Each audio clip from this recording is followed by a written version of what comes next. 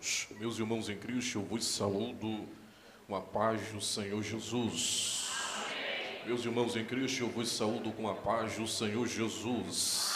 Amém. Graças a Deus. Queridos, aproveitando que você está em pé, eu quero lhes convidar para um texto da palavra de Deus.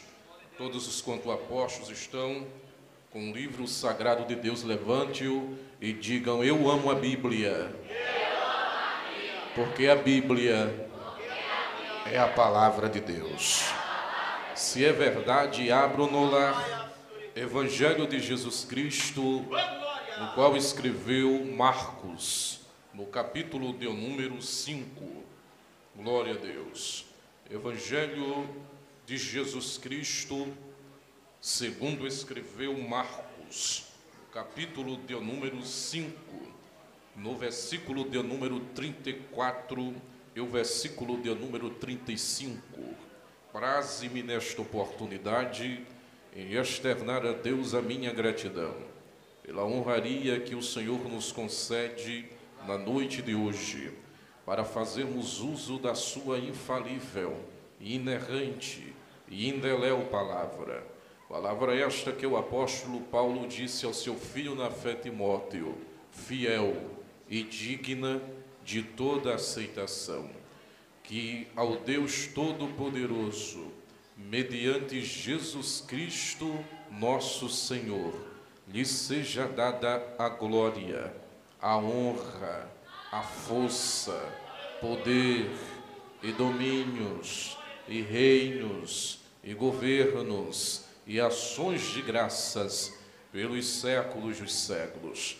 Também quero louvar a Deus pela vida do coordenador geral aqui da nossa primeira região, pastor Adonias Araújo, junto a ele e adjunto a essa coordenação, também o pastor Walter dos Anjos, louvando a Deus também pela vida do pastor Tony, pastor desta igreja, e aproveitando essa calorosa saudação para também trazer a saudação do nosso pastor e coordenador da nossa 9ª região, pastor Tony Duarte. Mesmo cumprimenta o pastor da igreja, os seus obreiros e a igreja de Jesus com a paz do Senhor Jesus Cristo. Aqueles que encontrarem uma referência bíblica, por sinal, digam: eu vou para o céu. Estendo também a Deus a minha gratidão, irmãos, ao coordenador Elvis, é assim que se pronuncia? Deus abençoe, muito obrigado pelo convite. Deus possa abençoar também sua digníssima esposa, que está também à frente desse lindo trabalho, desse lindo departamento. Aleluia, louvado. Escrito está, segundo a minha tradução: e Jesus lhe disse: filha, a tua fé te salvou. Vai-te em paz e fica livre desse teu mal. Enquanto ele ainda falava, chegaram pessoas da casa do principal da sinagoga, a quem disseram: a tua filha já morreu, por que incomodas o mestre? Glória a Deus. Podeis retornar os vossos assentos, meus irmãos. Muito obrigado. Que Deus aplique a credibilidade da sua palavra em nossos corações. Queridos e amados em Cristo Jesus, quando nós olhamos para o livro do Evangelho de Cristo, segundo o relato de Marcos, ele está escrevendo para um mundo romano em seus dias. As bases do mundo romano era a erudição, como bem também as leis que regia toda a extensão do império em plena capital.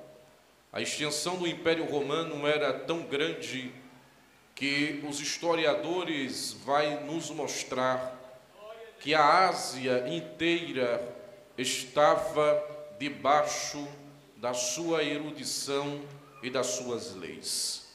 No que se toca a esse Império Romano, quando Marcos está escrevendo, ele está escrevendo para um povo que diante deste império tinha uma respectiva religião imperial que consistia em muitas mitologias em seus dias.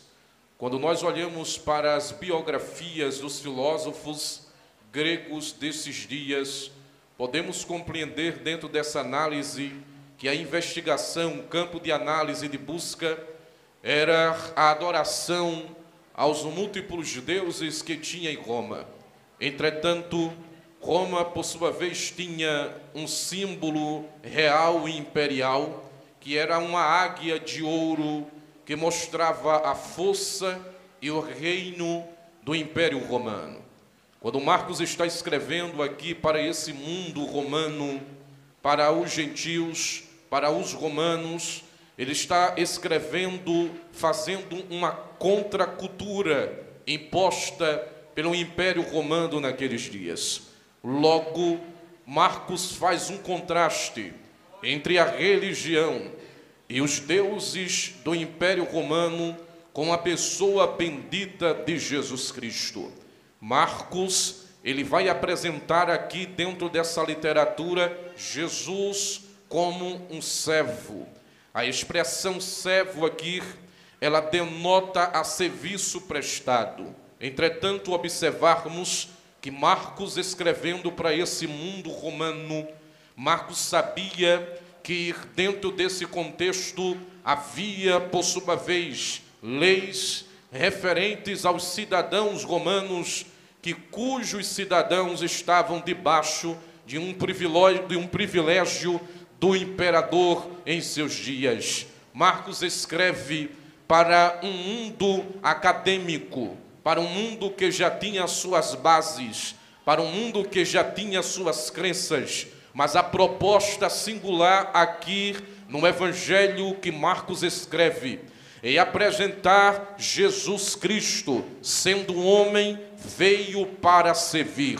E é dentro dessa análise que, quando nós olhamos para o capítulo de número 5, o texto que ora acabamos de fazer menção, Marcos, ele vai colocar Jesus em um cenário agora como de grande relevância, mostrando que Jesus não era um homem comum, mas que era um homem de Deus, um homem perfeito de Deus. E fazendo essa construção, Marcos, ele traz aqui uma figura importante do contexto religioso judaico. Por sua vez, seu nome era Jairo. Quem é Jairo? Jairo era um dos principais, segundo o versículo de número 22, e era o principal da sinagoga, segundo o versículo de número 35. As expressões do versículo de número 22, 2 principais, e o versículo de número 35, o principal da sinagoga, denota que Jairo não era um dos chefes apenas, mas era um dos chefes que tinha um cargo ou uma responsabilidade maior nas sinagogas naquele contexto. Segundo o comentarista bíblico Samuel Pérez Milos, no seu comentário bíblico em espanhol, ele diz que Jairo, ele era chefe da sinagoga em Cafarnaum, mas também dava assistência na sinagoga de Nazaré. Aqui explica as duas expressões, 2 principais e o principal da sinagoga, trazendo uma referência clara da importância desse grande homem religioso nos dias de Jesus, e mostrando que Jesus era maior do que a figura mais importante da religião judaica aqui nesses dias. O próprio Marcos faz uma análise e nos traz 4 personagens dentro desse texto em análise.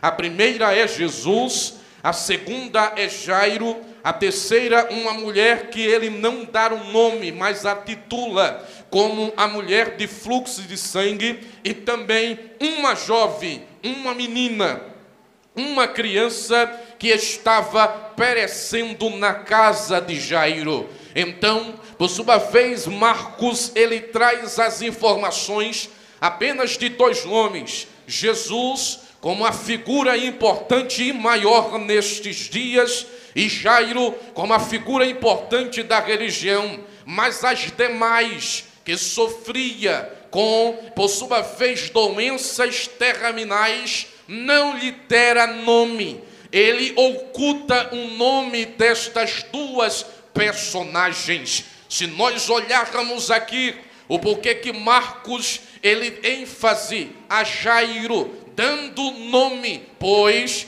a expressão aqui, chefe da sinagoga, vem logo no requisito o nome de Jairo, denotando a sua importância. Jairo aqui era um homem da religião, mas quando nós olhamos para dentro do contexto de pano de fundo histórico e percebemos na biografia de Jesus Cristo, quando ele mesmo era da cidade de Nazaré. Nazaré aqui, irmãos, era uma cidade, ou por que não se dizer, segundo William Barclay, no comentário bíblico do Novo Testamento, era um povoado com 100 famílias, aproximadamente 300 habitantes. Nazaré era uma cidade desvalorizada. Nazaré era uma cidade desacreditada. Nazaré tinha uma fama social, nada saía de bom de Nazaré.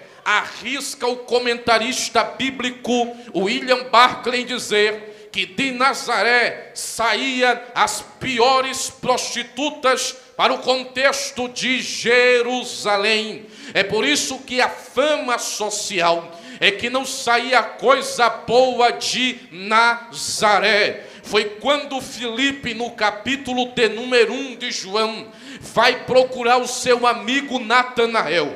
E ele diz: eu encontrei o Senhor, a quem Moisés, a lei e os profetas falaram a respeito dele. Aí Natanael pergunta ao seu amigo de onde ele é. E Filipe responde: é de Nazaré. Agora olha a pergunta de Natanael a Filipe: porventura pode vir alguma coisa boa de Nazaré? Nazaré não tem fama, Nazaré não tem nome, Nazaré não tem perspectiva. Nazaré não saía coisa boa para o helênico contexto judaico. Mas Nazaré tinha alguém que ninguém tinha, tinha um poder que ninguém tinha, tinha uma unção que ninguém tinha, tinha uma sabedoria que ninguém tinha. Era lá que estava Jesus Cristo, o nosso Senhor. Porque sempre Jesus,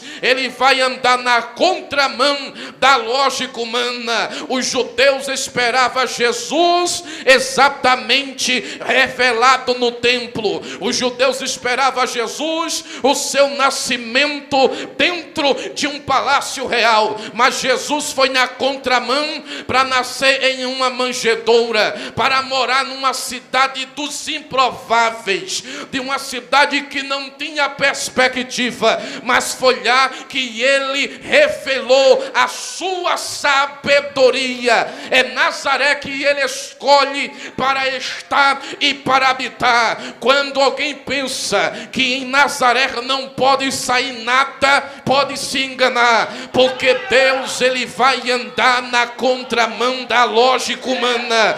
É no meio dos improváveis, é no meio dos anônimos, é no meio daqueles que não tem, que não pode, que não é, que não faz, que não levanta, que não transforma, que não propõe, que não impõe, que não dispõe. É no meio dos improváveis que Jesus Cristo está para explodir uma grande surpresa e uma grande revelação no meio deles.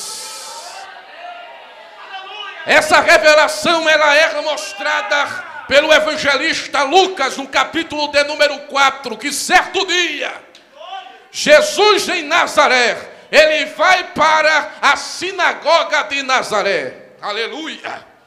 E quando ele chega na sinagoga de Nazaré, como qualquer outro judeu, ele vai assistir o culto. pois no dia de sábado era o dia do descanso religioso judaico.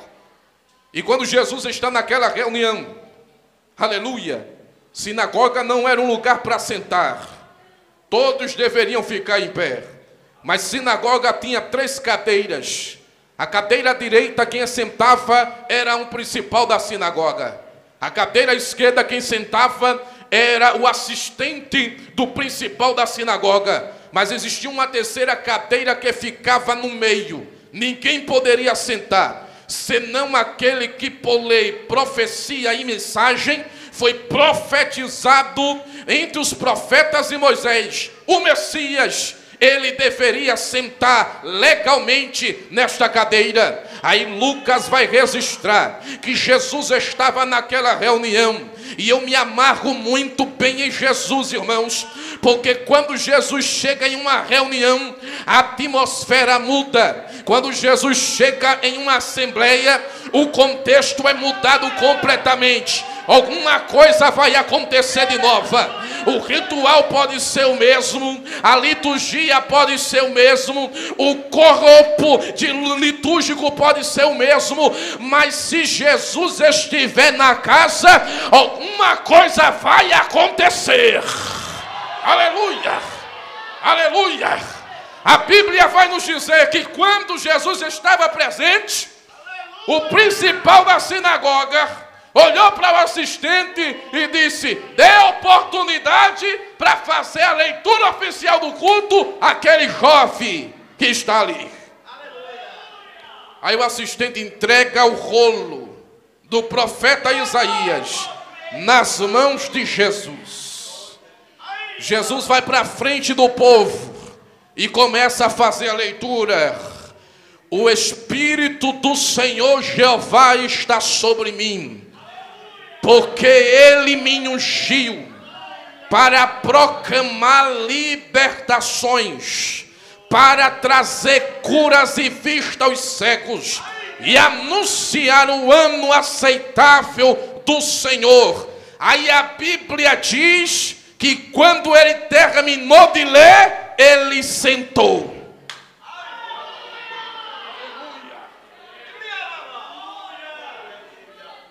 Quando ele senta, o texto bíblico vai dizer: e todos ficaram fixos nele, os seus olhos ficaram atônitos e começaram a se perguntar: não é